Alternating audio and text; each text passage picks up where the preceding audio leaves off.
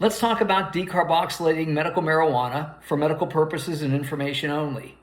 How do you do it and why do you do it? Most of the cannabinoids in marijuana are in the acidic forms. The only one I can think of that isn't is CBN.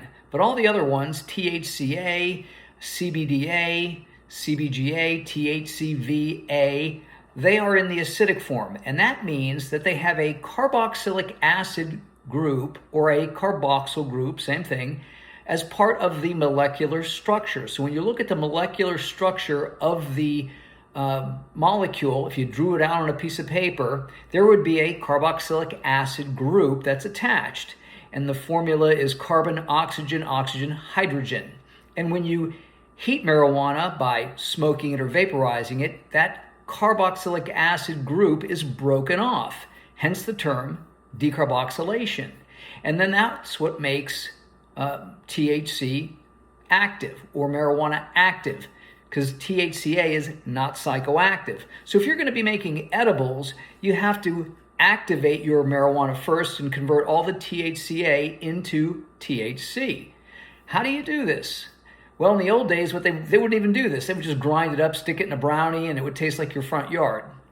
But nowadays, before you put the marijuana in butter or oil, you want to decarboxylate it by putting it in an oven that's preheated to 220 degrees. You want to lay it out on a cookie sheet, lay down some parchment paper or some tin foil, break up the buds, or better yet, grind them up.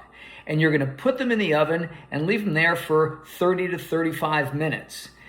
You can stir them once or twice just to move them around, and this will decarboxylate all the THCA and convert it into THC and essentially activate the marijuana, making it euphoric.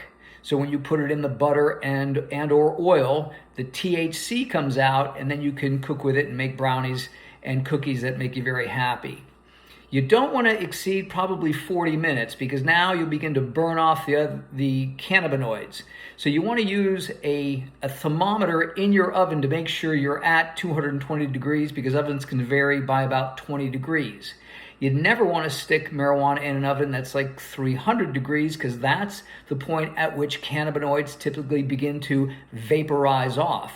If you're decarboxylating CBD, instead of 30 to 35 or 40 minutes, it's going to be 45 to 50 minutes because it has a higher vaporizing point.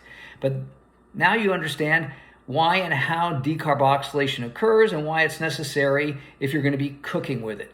In the next video, I'll talk about how you calculate the potency of the cookies or the brownies that you make.